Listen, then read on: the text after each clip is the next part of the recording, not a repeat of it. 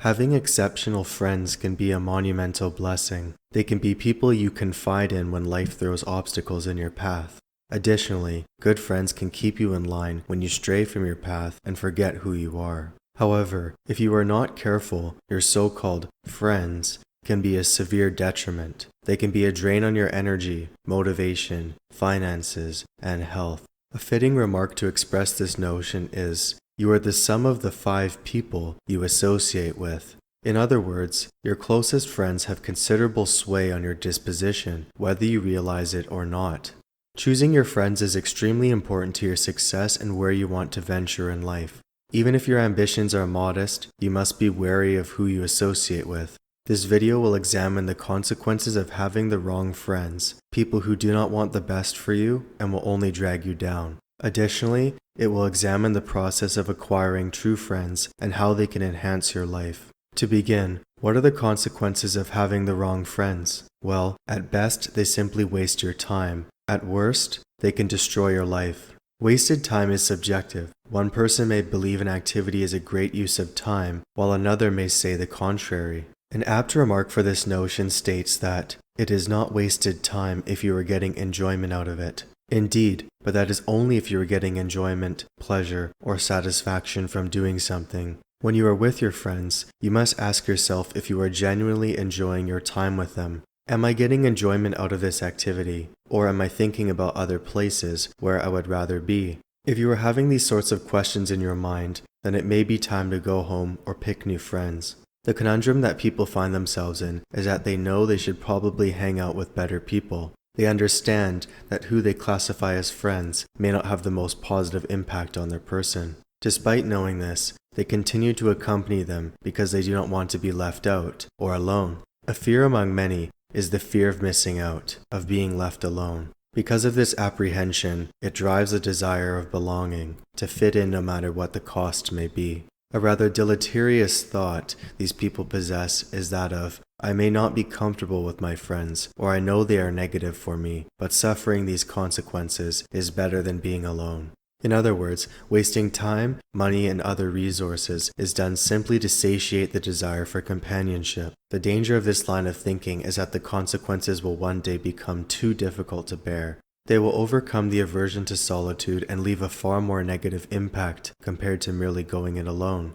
Choosing incorrect friends will impede your goals, desires, and aspirations. They will get in your way if you let them and influence your way of thinking as well. A group is only as strong as its weakest link, and if you have one friend whom you associate with that you know you shouldn't, then you will be dragged down. One study, among various others, in 1998 investigated the impact of people and how they function in teams.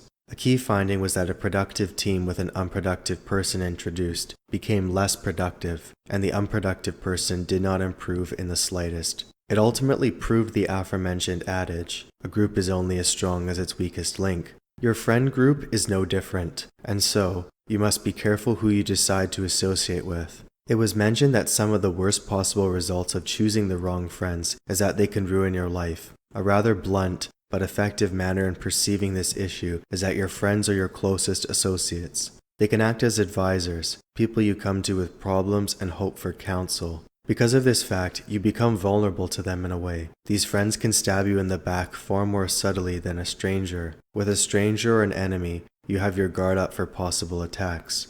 However, with a friend, you may let your guard down enough where they can unknowingly betray you when your back is turned. The only difference between a friend and an enemy is that a friend requires a shorter knife to hurt you. With all of that said, the purpose of this discussion is not to dissuade you from gathering friends or allies. You will need to have reliable friends and allies. However, you must be careful who you let into your circle, as it may lead to disastrous consequences. Betrayal and harm most often arise from the places and people you least expect it to. The last section of this discussion deals with picking good friends and how they can benefit you greatly. Choosing who you associate with is sort of like an informal job interview. You must know what you permit in friends and what you do not permit. For example, if you don't condone a manipulator to be among your friend group, then don't include them.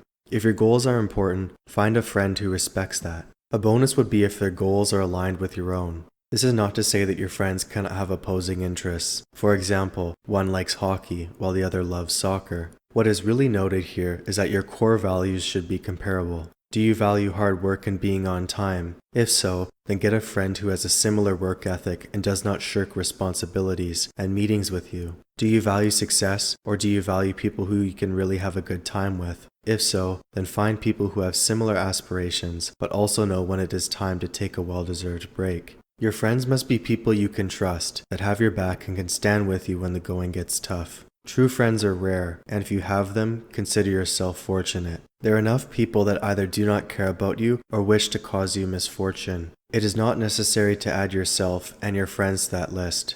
The benefits of having dependable friends is that they will motivate you when you are down, remind you of what needs to be done, and not mince words if you are straying from the path. The friends you should acquire desire the best for you and will stay out of your way. The only intervention on their part is when you need help and when you stray from your goals. Loyalty, responsibility, dependability, care, and respect are qualities your real friend should possess. Your closest associates are these people, and it is likely that they will know you better than anyone else. Don't give your friendship away so freely. Choose wisely and carefully. If you choose wisely, then you will be able to stand tall in the face of adversity. Even if the world is against you, you know that your friends will have your back till the very end.